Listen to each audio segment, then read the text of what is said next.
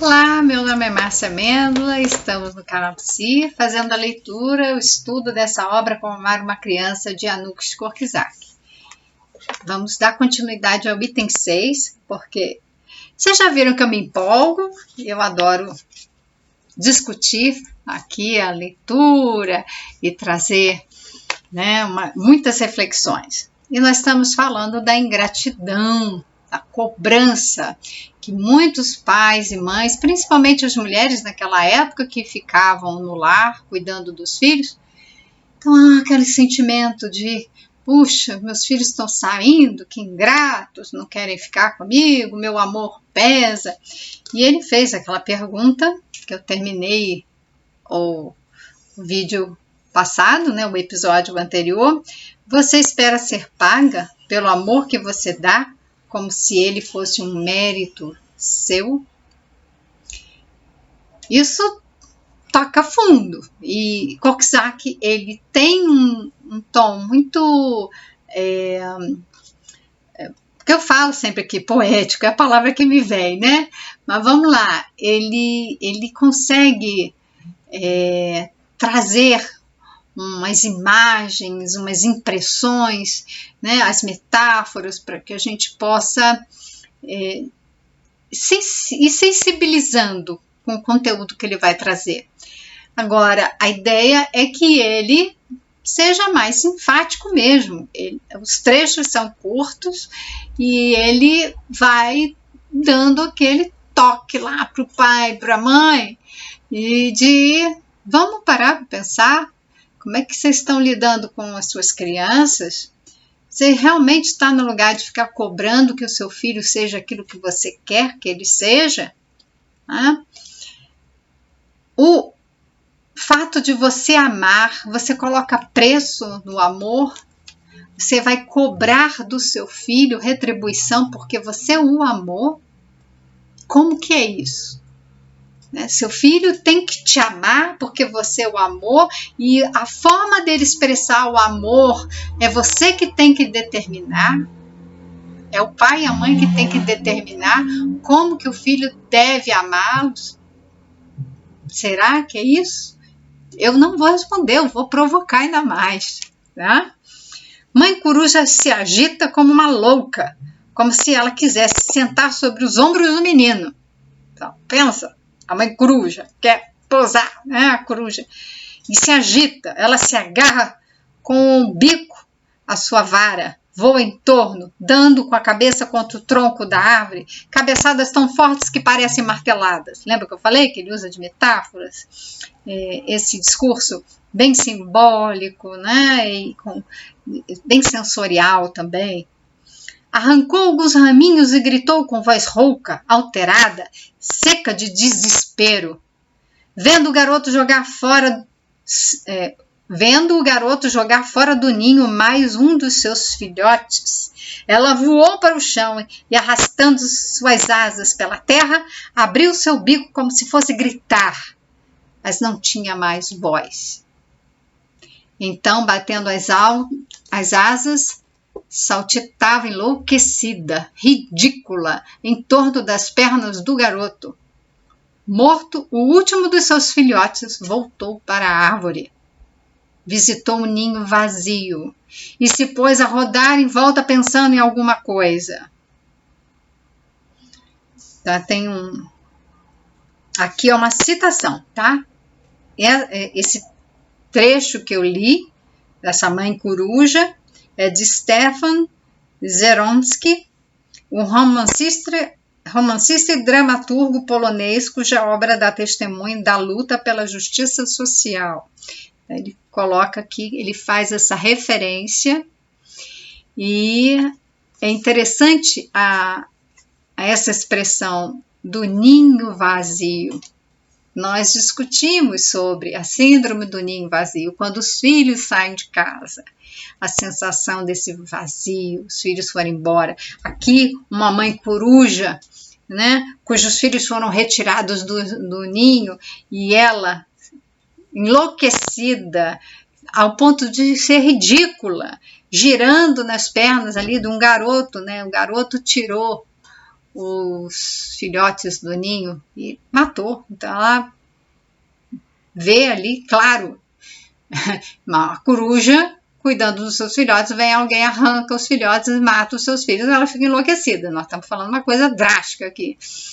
Mas ele vai prosseguir, entendendo que o amor materno faz parte da natureza. E também vamos lembrar da obra de Elizabeth Badinter, que é o mito do amor materno. Então ele está falando do amor materno e tem essa obra que questiona o mito do amor materno. E dá para a gente ter uma boa discussão em torno disso, né? Porque ele afirma que o amor materno é uma força viva. Os homens o compreenderam à sua maneira.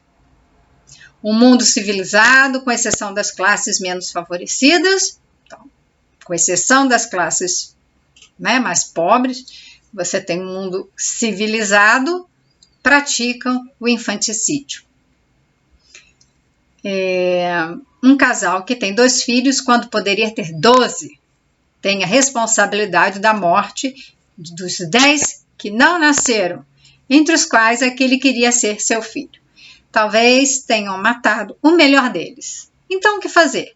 Educar as crianças que nascem e que devem viver sem se preocupar com aqueles que não nasceram. Pensamento pueril. Durante muito tempo, eu me recusei a admitir a necessidade do controle de natalidade. Súdito de um país invadido e não mais um cidadão livre. Esquecia-me de que é preciso que, ao mesmo tempo que as crianças nasçam, as escolas, as oficinas, os hospitais, as boas condições de vida. Atualmente considero a natalidade ilimitada como um mal, como uma tolice criminosa. Talvez estejamos à espera de novas leis ditadas pela eugenia e por uma política de regulamentação de nascimentos. Então, vocês viram que esse trecho aqui tem muito conteúdo. Ele fala pouquinho, mas ele traz muita coisa. E já no primeiro aspecto, ele coloca da morte mesmo. Veja que a gente falou da saída dos filhos de casa, essa síndrome do ninho vazio, mas aqui quando ele traz esse conto em que os filhos morrem, né? E ele vai discutir o infanticídio, porque ele era defensor. Isso aqui é muito legal da gente observar, que nós podemos mudar a nossa opinião. Nós, no momento, entendíamos de uma forma. Nós estudamos, observamos, analisamos, né? Trocamos ideias, nós crescemos em informação, em conhecimento, não é só em informação de dados, mas em conhecimento, porque é aplicar essa informação para fazer as conexões, as análises, né, tornando o pensamento complexo, nós vamos ter um conhecimento, um saber sobre aquilo, e com isso mudamos de opinião, tá?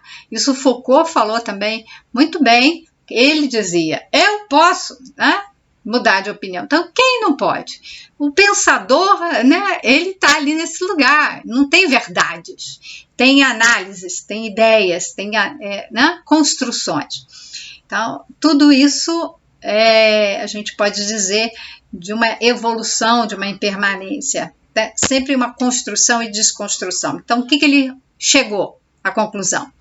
De que havia mortes ali, porque um casal que tinha 2 filhos, ele podendo ter 10, ele não né, matou, tirou do ninho aqueles 8 filhos. Então, 10 filhos, ele teve só 2, mas então ele põe aqui 12 filhos, né? 2, ele matou 10. Esse é o exemplo que ele nos traz. Então, esses 10 filhos seria uma morte, mas que não é uma morte, porque nunca chegaram a nascer. Esse é o grande ponto. Nunca chegaram a nascer porque nós não permitimos. Nós fizemos um controle de natalidade. E aí ele faz essa análise. Que antes ele era contra o controle de natalidade, porque ele fala das camadas mais pobres, né, classes menos favorecidas, não tem controle de natalidade.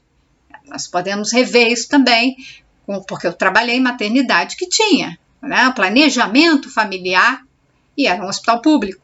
Então, nós podemos, sim, estender tudo isso enquanto políticas públicas, né, fazendo planejamento familiar. E as famílias tendo a quantidade de filhos que elas querem ter, porque planejaram, tiveram recursos para isso. Então, é isso que ele fala.